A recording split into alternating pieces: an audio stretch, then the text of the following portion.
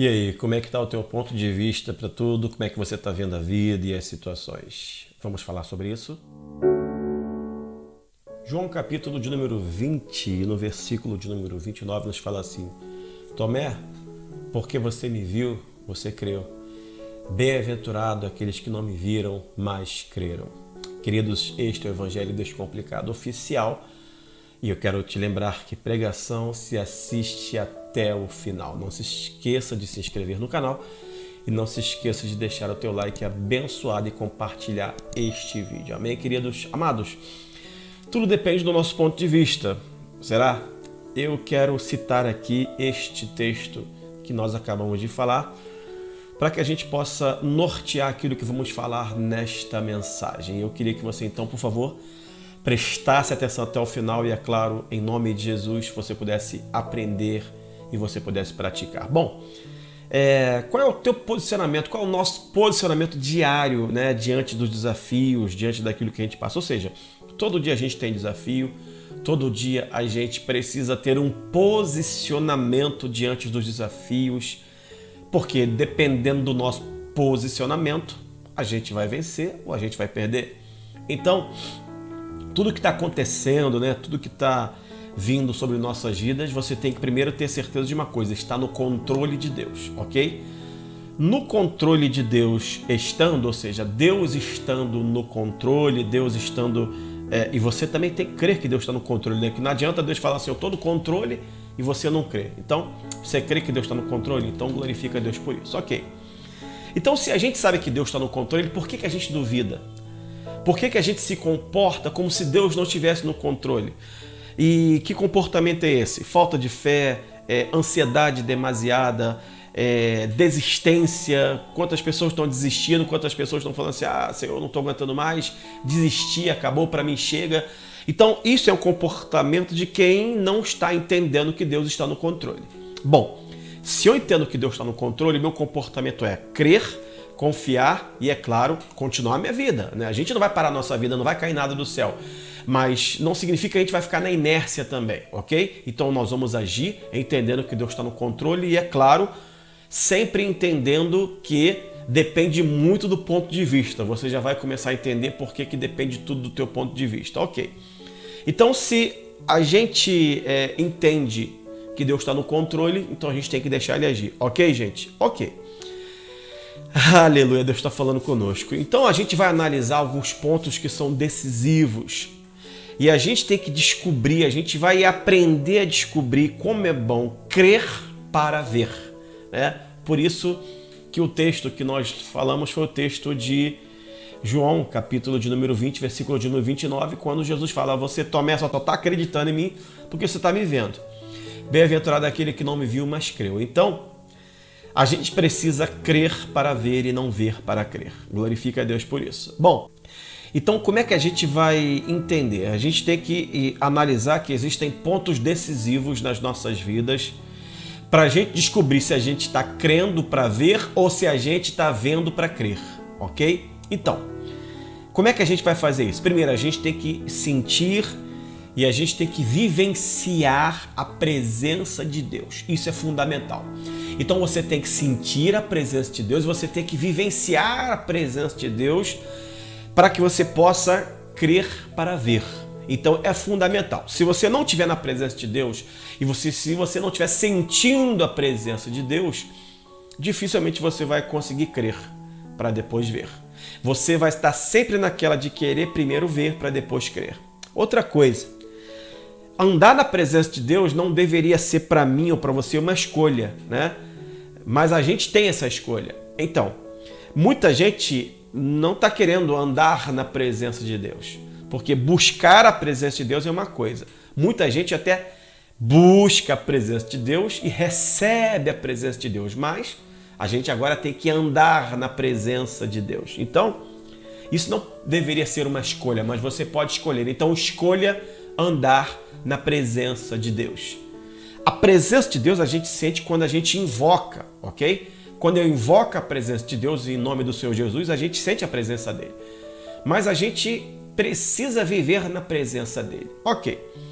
Então, não é difícil reconhecer a verdadeira presença do nosso Deus. O que é isso, pastor? Para você entender que você está na presença de Deus, você não é um bicho de 7 cabeças e entender, bom, estou sentindo a presença de Deus, estou andando na presença de Deus. Você precisa entender o seguinte, porque isso vai dar sinais para a gente. Andar na presença de Deus é fugir do pecado, ter uma vida de consagração, ter uma vida de obediência, participar de uma congregação, ser obediente a Deus naquela congregação, sendo submisso àquele pastor que está lá. Andar na presença de Deus é buscar a Deus incessantemente, é aprender do Senhor na palavra dele. Então esses são os sinais, você vai identificando e você vai vendo como você vai se aproximando. Então você está andando na presença de Deus. Outra coisa, andar na presença de Deus também faz com que outras pessoas vejam o que está acontecendo na tua vida. Lembra muito bem da Sunamita, quando o profeta ia para lá e para cá e ela falou assim, eu vejo que aquele é homem de Deus. Então não precisa você ficar se exibindo, as pessoas vão saber que Deus está na tua vida. Ok, gente? Outra coisa, dentro do templo ou fora dele, dentro da igreja, do templo ou fora da igreja ou fora do templo, Jesus se faz presente. Jesus se faz presente e sempre vai ter o melhor para mim e para você. O que significa isso? Vai ter a hora do culto no templo, mas o nosso culto começa dentro da nossa casa. O nosso culto, a nossa vida é um templo do Deus vivo, é um templo vivente do Deus vivo. Então esse culto, essa presença começa dentro deste templo aqui, que é o templo do Deus vivo, vai para a presença lá no templo, no local de adoração, mas não fica somente lá no templo. Ele tem que estar dentro do templo, tem que estar na tua vida, em todos os lugares. Ou seja, a presença dele tem que ser sentida dentro do templo e fora dele. Ok, gente? Então, aí você sente. Porque muita gente fala assim, hoje eu fui para o culto e senti a presença de Deus. Bom, não é só no culto que você sente a presença de Deus. Obviamente, o local de cultuar é o templo, mas a presença de Deus tem que ser sentida dentro da igreja, ou seja, dentro do templo e fora do templo. Ok, gente? Outra coisa, a gente já deveria ter aprendido, eu e você, a gente tem que aprender, e se a gente não aprendeu, vamos aprender, se a gente já aprendeu, vamos manter, que Jesus tem sempre o melhor para nós. Por que eu estou falando isso? Por que você está ouvindo isso? Porque você fala assim, Senhor, eu estou na tua presença, eu sinto a tua presença, mas ainda não entendi. Então, por favor, se você está na presença de Deus, uma das primeiras coisas que você tem que entender é o seguinte, Deus tem o melhor para a tua vida. Então quem está na presença de Deus não se confunde naquilo que recebe ou naquilo que busca. Por quê? Porque sabe que Deus tem o melhor. Você está entendendo o que Deus está falando? Se Deus tem o melhor e se você está na presença dele, obviamente você vai ver que o que vem para a tua vida é o melhor que Deus quer para a tua vida. O que Deus arranca é o melhor, Deus está arrancando para te dar o melhor. Então glorifica a Deus por isso. Então diante de tudo isso, pastor, diante de tudo isso que a gente está passando, diante de tudo que a gente está vendo, diante de tudo que a gente que estamos sendo acometidos nestes momentos, qual deve ser o nosso verdadeiro ponto de vista? Qual é o teu verdadeiro ponto de vista diante de tudo que está acontecendo? Bom, eu louvo a Deus que a Bíblia tem resposta para tudo e o texto já nos deu resposta e é claro que a gente vai viver com estas respostas. Bom, o nosso ponto de vista, como é que vai ser? Escolhe um ponto de vista aí. Você somente vai olhar para os problemas e aparentemente sem solução? Porque muita gente só está olhando para o problema e está fazendo uma coisa tão terrível daquele problema que, pronto, parece que não tem mais solução. O teu ponto de vista é esse? Olhar para o problema e falar assim, não tem mais solução? Ou você está enxergando nos problemas uma grande oportunidade para a tua vitória? Porque a questão não é olhar para o problema. Inevitavelmente, às vezes, a gente vai olhar para o problema. Só que, como eu falei lá no início, depende do nosso ponto de vista. Se o meu ponto de vista for olhar para o problema e enxergar que não tem mais solução, ok. Agora, se o meu ponto de vista for olhar para o problema e enxergar que ali tem solução, eu me remeto ao texto quando Cristo ressuscita Lázaro. Quando ele fala, tirai a pedra, ele olhou para o túmulo, ele viu que estava uma pedra, ele falou, e ali, obviamente, você vai falar, mas Jesus era Deus, Jesus podia fazer, mas ele quis fazer isso, porque tem hora que Jesus não vai querer mais ressuscitar. Tem hora que Jesus não vai querer mais curar. A pessoa morreu, ele vai deixar morta, porque ele vai chamar para si. Mas era mistério, era necessário que naquele momento o Cristo fizesse aquele milagre. Ele sabia de todas as coisas. Então, Cristo enxergou naquele problema a solução para que todos pudessem crer.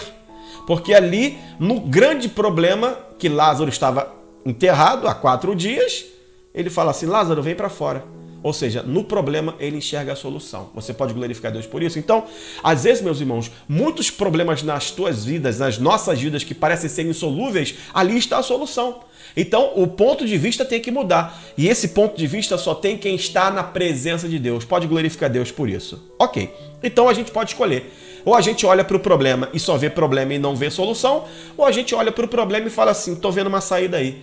Esse problema vai me gerar uma porta, uma vitória, porque nesse problema eu vejo uma oportunidade. Quem pode glorificar Deus por isso?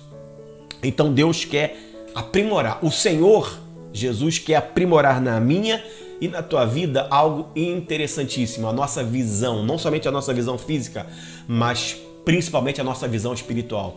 E para ter uma excelente visão espiritual, tem que estar na presença de Deus, tem que fazer a vontade de Deus. É necessário ter uma vida de consagração, de busca, submissão e obediência ao Senhor na sua palavra. Glorifique ao nome do Senhor Jesus Cristo. Você pode glorificar Deus, Ele está aqui em nosso meio. Então, com o tempo, eu e você, a gente vai aprendendo a crer para depois ver. Com o tempo, a gente vai entendendo que nem tudo a gente vai ver de início. Na verdade, nem tudo vai acontecer do jeito que a gente pensa. Mas se a gente crer, se a gente confiar, se a gente entender na vontade de Deus e na presença de Deus que o melhor vai acontecer, a gente sempre vai primeiro crer para depois ver. Eu louvo ao nome do Senhor Jesus, porque eu sei que há uma promessa para mim, para você, uma promessa de salvação. Então, primeiro, você está crendo, porque salvação é por fé. Então, creia que Cristo pode te salvar. Creia que Cristo vai te salvar, mas viva também na presença dEle. Viva buscando, viva adorando, viva glorificando o nome do Senhor Jesus. E aí você vai ver como é bom você crer, porque ao final de tudo você vai ver a grande salvação na tua vida. Queridos, se você chegou até este momento, quero pedir para que você deixe o teu like abençoado, quero pedir para que você se inscreva no canal, está escrito aqui, ó, inscrever-se, então se inscreva. E eu quero pedir para você compartilhar este vídeo, é claro, em nome de Jesus, vamos compartilhar para que o reino de Deus cresça. Que Deus abençoe a tua vida, fique na paz até o próximo vídeo em nome de Jesus e tudo depende do nosso ponto de vista. Qual é o teu ponto de vista? Deus abençoe a tua vida.